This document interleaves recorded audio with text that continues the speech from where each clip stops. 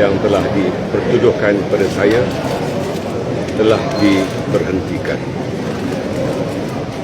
Dan saya telah diputuskan oleh Yang Arif Hakim untuk dilepaskan.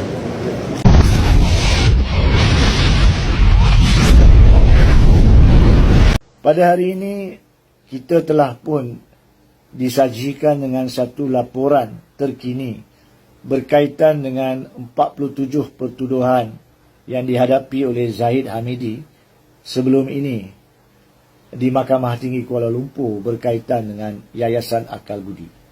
Hari ini adalah hari Isnin, 4 hari bulan September 2023. Dan hari ini adalah antara hari yang amat sedih dalam amalan guaman saya sebagai seorang peguam.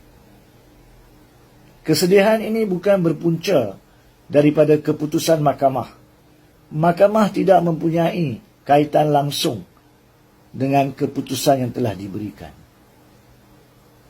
Tapi kesedihan ini adalah berpunca daripada tindak tanduk pejabat peguam negara dalam membuat keputusan untuk menggugurkan kes di tahap lanjut pembelaan yang telah mengakibatkan kepada penganugerahan perintah pelepasan. Saya akan huraikan sekejap lagi. Saya harap rakyat akan faham bahawa tidak ada jari atau tangan yang boleh dituding kepada mahkamah, seolah-olah mahkamah terlibat secara langsung dalam keputusan melepaskan Zahid Hamidi. Yang keduanya ini juga bukannya suatu pendapat atau penjelasan secara peribadi terhadap Zahid Hamidi. Saya tidak ada masalah secara peribadi berhubung dengan mana-mana pemimpin politik. Walhal, saya percaya Zahid Hamidi akan setuju apabila butiran-butiran keterangan tertampil dalam kes Ultra Kirana di Mahkamah Tinggi Shah Alam.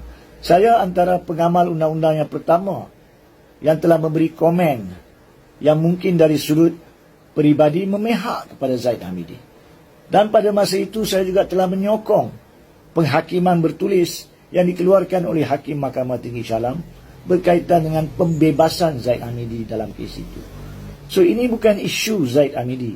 Ini adalah isu sistem tadbir urus jenayah yang dikendalikan oleh pejabat peguam negara. Ada 3 perkara yang perlu saya sentuh.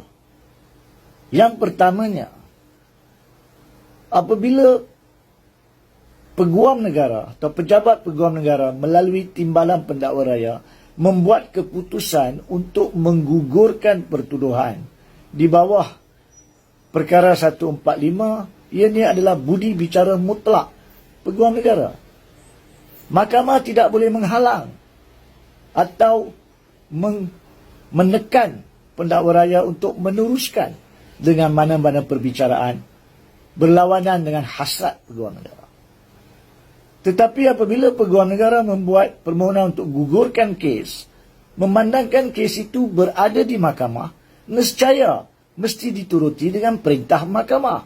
Disitulah mahkamah perlu membuat keputusan sama ada seperti yang dipohon untuk menggugurkan kes dengan perintah pelepasan tanpa pembebasan seperti yang dipohon oleh pendakwa raya, ataupun perintah pelepasan dan pembebasan seperti yang dipohon dan dihujahkan oleh pasukan peguam Zahid Hamidi.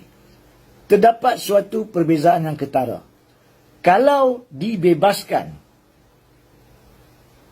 maka tidak ada pertuduhan lanjut boleh dibawa terhadap mana-mana tertuduh atas fakta dan pertuduhan yang sama pada bila-bila masa akan datang. Kalau dilepaskan sahaja seperti yang diperintahkan pada hari ini, maka pihak pendakwa raya boleh membawa kes semula jika mereka berpendapat mahu di masa akan datang atas fakta dan pertuduhan yang sama atau lebih kurang sama. Jadi janganlah rakyat menuding jari atau membuat tuhmahan bahawa mahkamah yang melepaskan Zahid Hamidi. Yang melepaskan Zahid Hamidi adalah pendakwa raya, pejabat peguam negara. Yang keduanya, kenapakah ini menjadi suatu perkara yang pelik dan yang menyedihkan dalam sistem tadbir urus sistem perundangan jenayah? Kerana permohonan pengguguran pertuduhan dibuat di tahap pembelaan, iaitu pada 24 Januari 2022. Lebih kurang 1 tahun 8 bulan yang lalu, mahkamah yang sama sudah pun membuat satu penemuan, iaitu pendakwa raya telah berjaya membuktikan satu kes prima facie yang memerlukan tertuduh Zahid Hamidi menampilkan pembelaan untuk menampilkan keraguan. Kalau tidak, maka didapati bersalah. Kalau berjaya, maka dia dibebaskan. So, apabila sudah ada keputusan prima facie, maka di tahap ini, apabila Zahid Hamidi sendiri sudah pun memberi keterangan dan pelbagai saksi telah dipanggil dan masih berterusan, tidak ada tanggungjawab undang-undang untuk pendakwa raya menggugurkan kes. Yang sepatutnya adalah untuk membiarkan segala alasan yang diberikan oleh pasukan pembelaan Zahid Hamidi dalam representasi ditampilkan melalui perbicaraan di tahap pembelaan. Dan biar mahkamah putuskan, adakah apa yang ditampilkan mencapai tahap keraguan, dan jika ya, biar mahkamah yang bebaskan, bukan pendakwa raya yang gugurkan. Itu isunya. Itu isunya. Seterusnya, yang ketiganya, kita ambil satu analogi seperti yang dihujahkan oleh pendakwa raya sendiri, bahawa dalam beberapa tempoh lanjut lagi, mereka akan dapat menentukan sama ada mereka akan datang semula ke mahkamah dengan pertuduhan yang segar terhadap Zahid Hamidi ataupun tidak. Seandainya mereka membuat keputusan untuk datang semula, maka bukankah ianya suatu tindakan yang dangkal pada ketika itu? Kerana apa? Sebab perbicaraan akan bermula dari tahap awal. Pendakwa raya kena panggil ke semua saksi mereka balik. Kena tampilkan keterangan semula.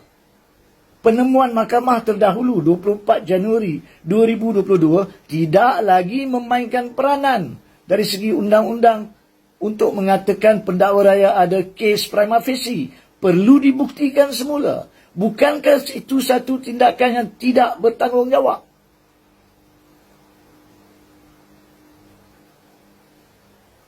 Apakah gunanya untuk gugurkan kes sekarang ini, sedangkan dari segi undang-undang Zahid Hamidi bebas untuk menampilkan pembuktian atau penampilan keraguan dalam perbicaraan ini, daripada digugurkan, bawa semula kes untuk start daripada awal?